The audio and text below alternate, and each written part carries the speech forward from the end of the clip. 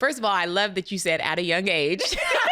Girl, you know how we got to Yes, we are not old. We are that. very seasoned. Exactly. We are seasoned.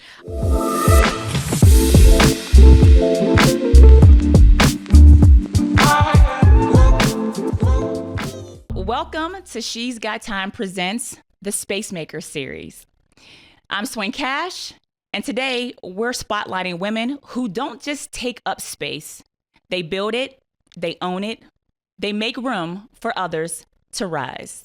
Joining me is the lovely Qiava Martinez from the Las Vegas Raiders. Well, hello. I'm so happy to be here with you today. I am so happy to have you here. And so let's just talk about your role with the Raiders. So we are the chief marketing officer, correct? Chief sales officer. Chief sales officer. Yes. Correct. And tell us about this role, because when we talked earlier, obviously you all are presenter for She's Got Time, the summit here in Vegas. But talk to me a little bit about how you got into sports and at a young age, entered into this phenomenal career in the NFL, and you've just continued to propel and rise. So talk to us about that, because you were in Oakland first when you got here. First of all, I love that you said at a young age. Girl, you know how we got to Yes, we are not old. We are very seasoned. Exactly. We are seasoned. I got into the sports industry I tripped into it. I come from a football family. My father played for the 49ers. He was a part of the first Super Bowl. I have 7 brothers. They all played collegiate sports.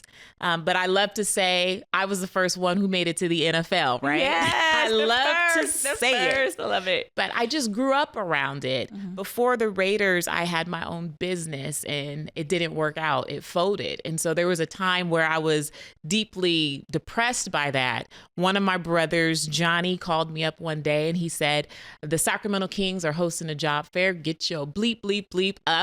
Don't you just love family? Don't you just love family? I do. I love him. And I appreciate him for doing that. Went to the job fair, ended up meeting the inside sales manager for the then Oakland Raiders, and the rest is history.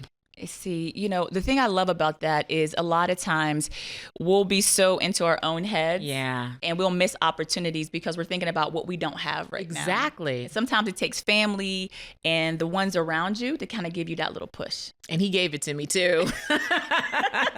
Okay. So let's talk about, so now you're in Oakland, you get an opportunity. Team is here in Las Vegas.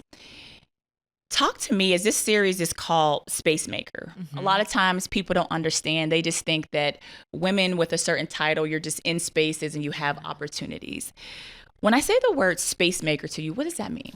Oh, it means so much. And I love that you're asking this question, because now that I'm in this position, I feel a responsibility to bring the next generation, right? If we don't pull others up, then what's the point of even sitting in this seat?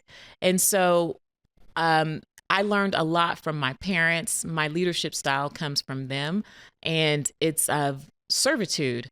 And so if I'm able to help the next Qiava get into a position, that's what it's all about. It's about making space for those who don't necessarily have an opportunity.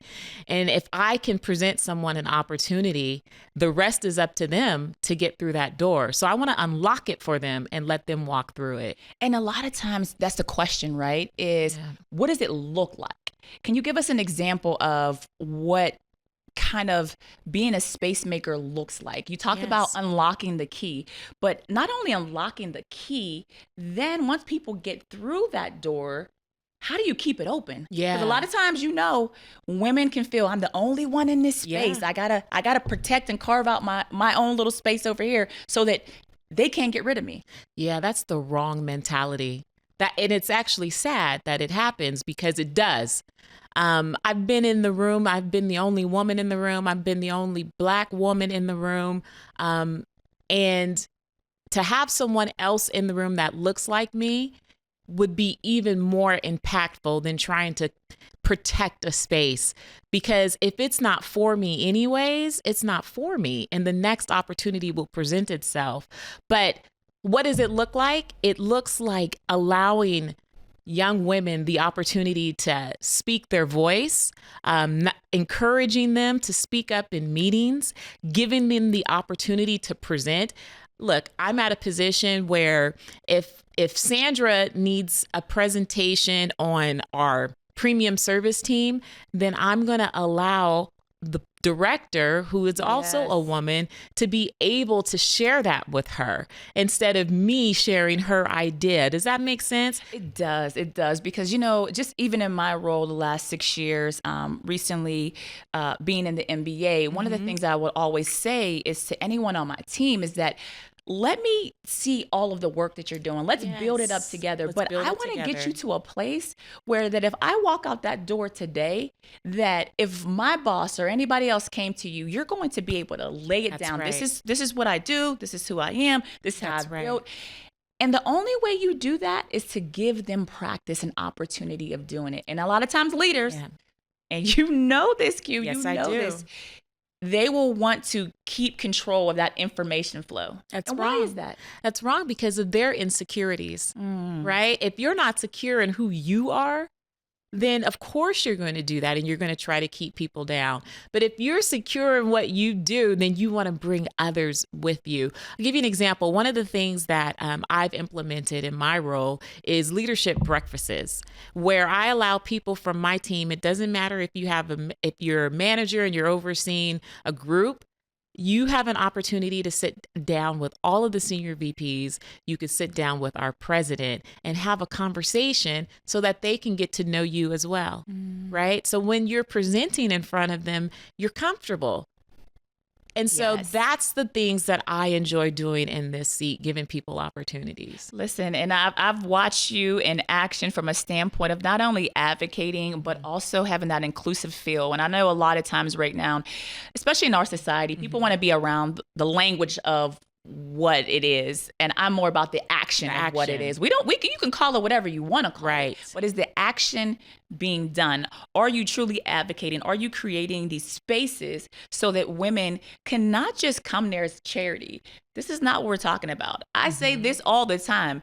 Having women in your leadership, in your business is good business. That's right. All right. We're not talking about it being a charity. We're talking about you need diversity of thought in your room so you get the best product, you get the best thoughts, the ideas, innovation. And so that's why I love to see women kind of taking up space. But I got another question for you because you're also a mom, you're a wife, all the things. All the things. How do you manage it all? Oh, you know what? At first, I was very worried about how to manage it all, right? But now my rule of thumb is I don't worry about it.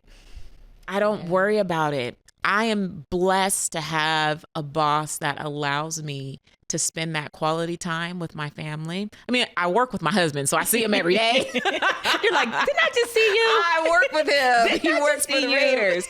But I leave work at a certain time because I want to be the one to help my daughter with her homework, to cook dinner. I want to get her ready for bed. And if I need to work on anything after that, I will.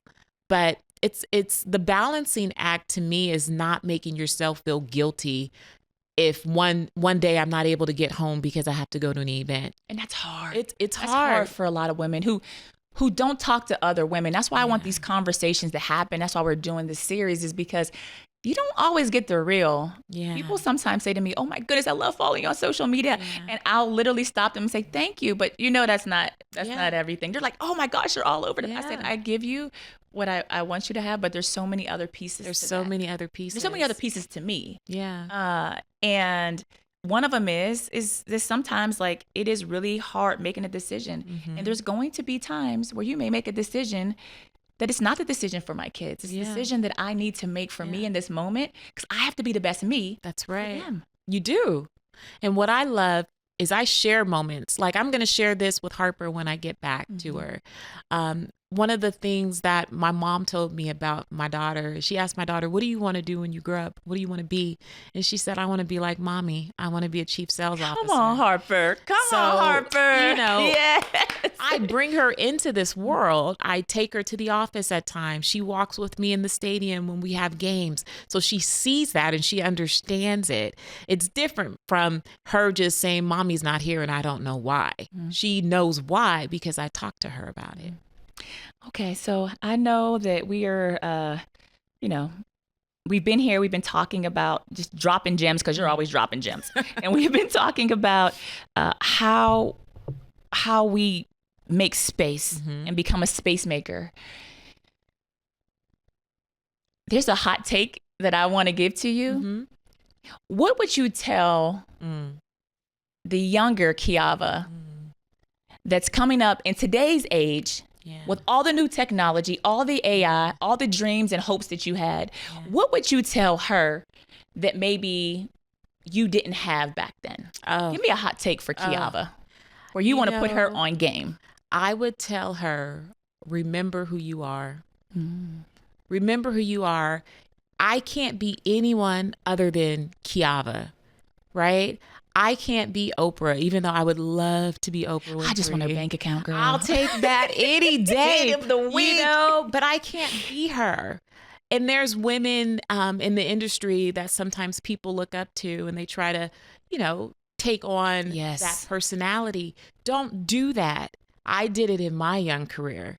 But be who you were created to be, because there is a reason you were created that way, and do it to the fullest. Do it to the fullest. No apologies. So there are times in these spaces as women, we can kind of shrink ourselves. Yes. And then we become invisible. And so what I would say to the younger Qiava is remember who you are always and do it. Listen, do it.